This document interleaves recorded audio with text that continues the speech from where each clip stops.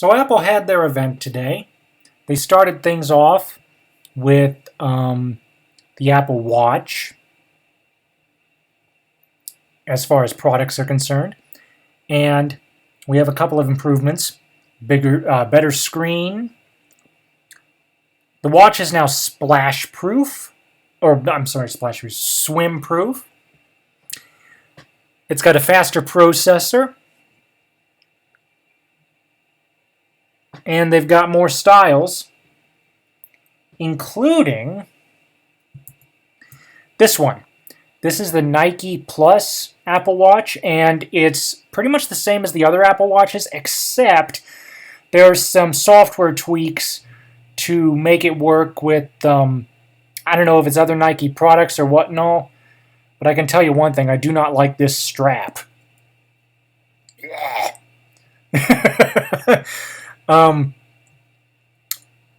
They also introduced a new Apple Watch edition. It's still being called the Apple Watch edition, but you'll notice something. It's not gold, and it doesn't cost $15,000 either. This watch, believe it or not, is ceramic. And how much does that cost? Well, let's take a look. There were a couple of differences as well in terms of price. The Apple Watch Sport for Series 1, which is the original, and Series 2, which is the new one. The Series 1, real quick, before I get into pricing. So they dumped the S2 chip into the Apple Watch Series 1, the original Apple Watch.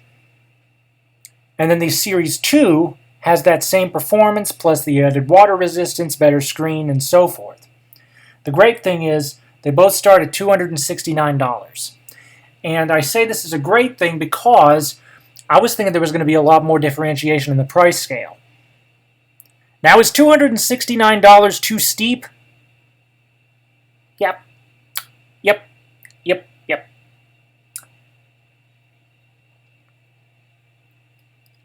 These are other versions. This is the $269 is for the 38 millimeter. The $299 is for the 42. These are the various styles you can choose from. Then, of course, we have watchOS 3, which is really going to make the Apple Watch a totally different experience. Then we have the standard Apple Watch, which is going to run $900.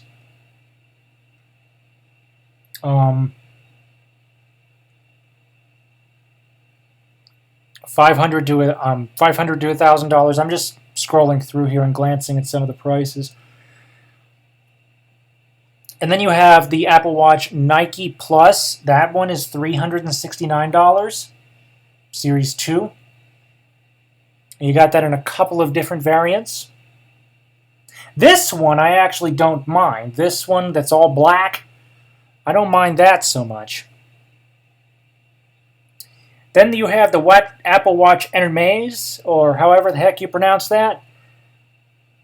Not only is this too expensive, it's too bizarre. $1,500, and I don't get it. I just don't get it.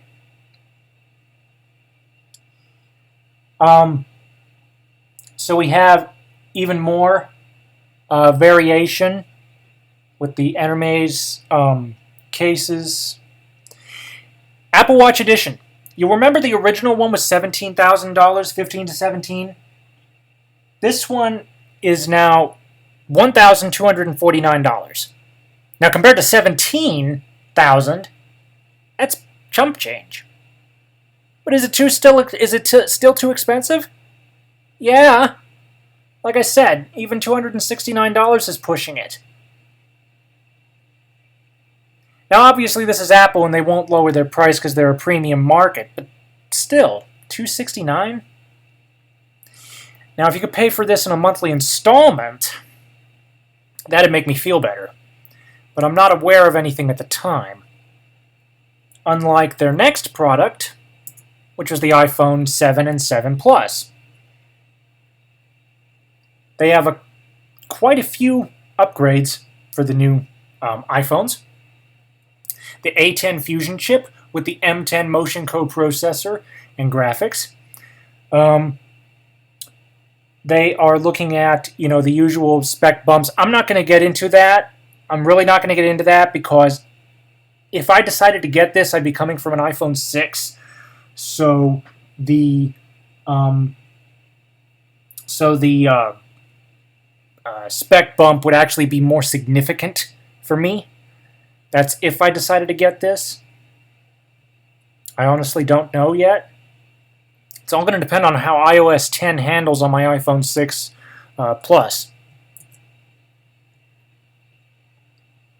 Excuse me. So here's another picture. Excuse me. Of the iPhone 7. You'll notice that it looks rather shiny, doesn't it?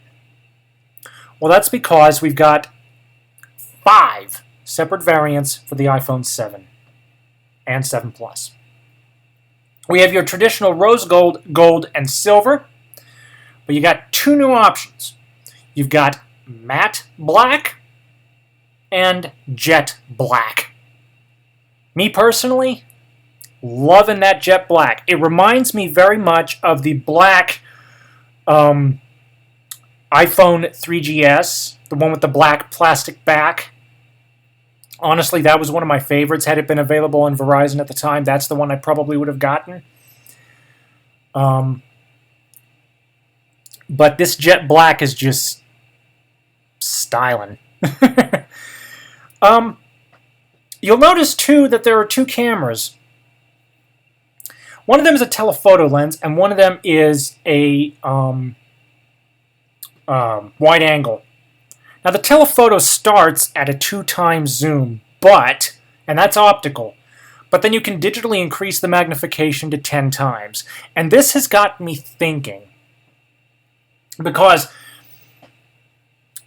if they applied the appropriate filters, and I could switch into video mode and turn on the flash to provide some additional light, then, in effect, I could use the factory camera application as my video magnifier.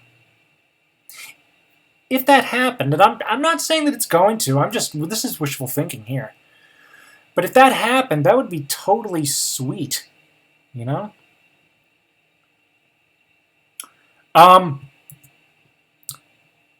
So this is what the finishes look like. Matte black on the top, jet black on the bottom. Very different. Very different. This is what it looks like in the hand. Size-wise, if you have an iPhone 6S or 6 Plus, 6S Plus or 6 Plus, it's about the same. I don't think the overall dimensions have changed much. Now, there is one thing they've also changed. In addition to the M10 coprocessor, the dual cameras, and what have you. No headphone jack. Now, if you have older headphones, or like me, you went ahead and bought some cheap $10 or $15 ones off of Amazon, and this was, believe it or not, before I found out that Bluetooth headphones are now allowed on commercial flights. Go figure. So, anyway, if you do have one of those older style headphones and you want to use them, you still can. The device is going to come with a Lightning to 3.5mm converter in the box. But it's also going to come with Lightning earbuds. It's going to be interesting to see how those fare. I'm very interested to see what the difference is between the 3.5mm earpods and the Lightning earpods. Like I said, it's going to be interesting to see. They've also got a new type of headphone. Now, I did not get a picture because I completely forgot about that until I started speaking in this video, but the other thing they have is the AirPods. If you want a sense of what they look like and you have traditional earpods, take those and cut them off at the cord. Okay? Cut the earpod off at the cord. That is the AirPod. And the AirPod is supposedly a brand new technology. It's got its own built-in battery. Can be used either mono or stereo. What which is really cool if you want to interact with Siri. And that's the other interesting thing. I made a mention I didn't know if I was going to get this. It was going to have to depend on how Siri handled. Well, it also is going to have to depend on how iOS 10 handled. It also is going to depend on whether the upgrade is worth it. Now, I'm very interested in Siri because I've got the Amazon Tap, and the Amazon Tap allows me to take a look and see exactly what alarms that I have.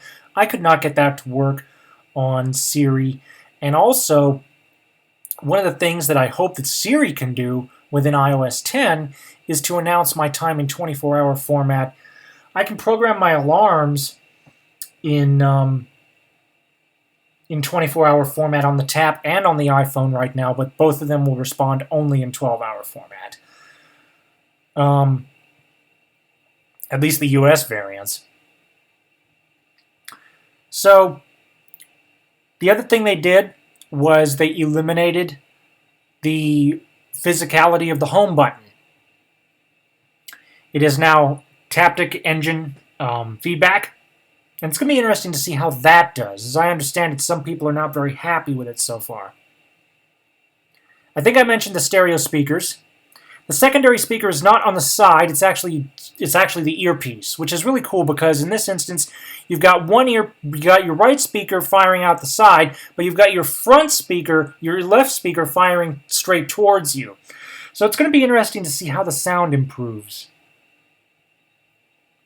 The other thing that is improved in is in the capacities. The 16 gigabyte flavor is gone. I think with the possible exception of the iPhone SE. I don't know. But it's gone in the iPhone 7 and 7 Plus, and it's also gone in the iPhone 6s and 6s Plus. Your default capacity is 32 gigs. Unless you want to get the new black colors. I believe this is for both matte and jet.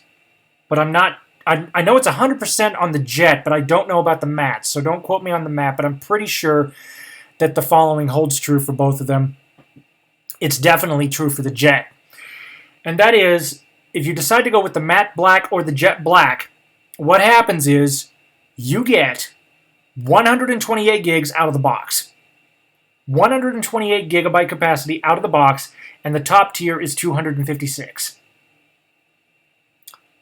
That is sweet. So right now, I've had my iPhone for what'll be 2 years this Christmas. And this is the other thing that I love about iOS that they can't hold a candle to, at least with Android. And that is the fact that it has not slowed down. Now, there have been hiccups. It's not been perfect. But it hasn't been like my iPhone 4 where it ended up slowing to a crawl. I think they really managed to dial that in over the years. And I'm hoping that iOS 10 does not bring that back. So right now, I have a 64 gig iPhone 6 Plus, and I've got 21 gigs free.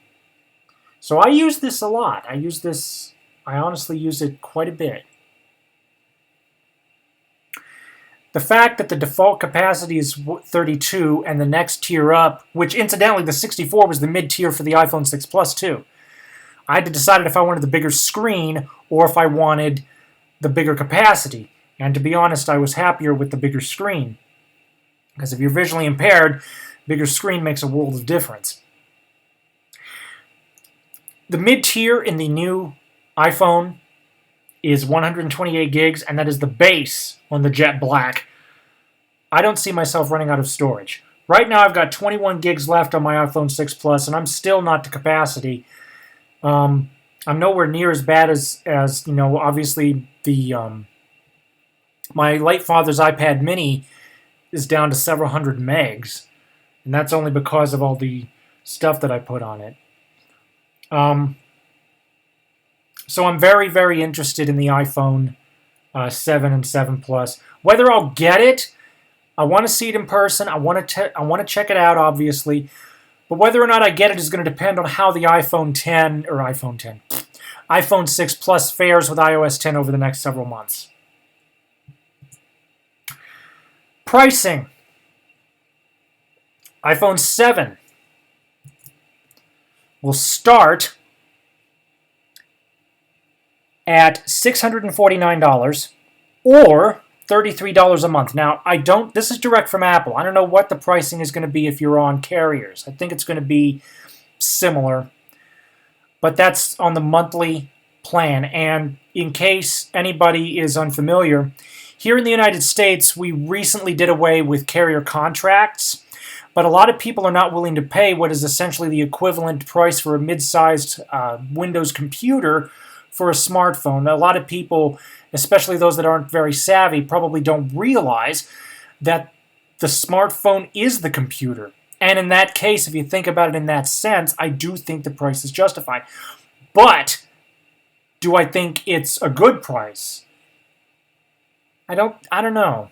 I mean, obviously I think it's justified given what it can do, but that doesn't make it, affordable. I mean, $650, that's a lot. And for mine, which would be the iPhone 7 Plus in jet black, if I were to get it, that would be $800, roughly $42 a month. And what happens, again, said they did away with carrier contracts in the United States. What happens is instead of paying the $700 or $800 or near $1,000 for the 256 gig model, if you went with that capacity, what'll happen instead is the monthly contract has been replaced by the monthly payment plan installment. The plus is there's no contract. The minus is that if you decide to switch carriers or go to another phone, then what you need to do is you need to pay in full up front for the price of the phone. This has brought to light a lot of things that people were not aware of. For instance, when I got the iPhone 6 Plus, the pricing was still $399 versus the equivalent, the mid-tier iPhone 7 with the 128 gig capacity is going to be $849. That's how much my iPhone would have cost were it not under a contract. Okay? So the pricing really hasn't changed. I think it's just awareness of the pricing that has changed. The awareness of the fact that it's nowhere near as cheap as originally thought. A lot of people originally thought. So that's why we have the monthly plans. They're a lot easier to swallow. So iPhone 7 Plus in jet black, if I decided to get it, would be my option. And I'd probably tack on a case too. Now, there was one more thing. And that one more thing has nothing to do with the iPhone 7 or the Apple Watch. It doesn't even have anything to do with Apple. Okay? You ready for this? Bam! We are getting a Super Mario game, legit, from Nintendo on the iPhone. Now, some people are thinking that it might be a Temple Run knockoff. It's Mario, man!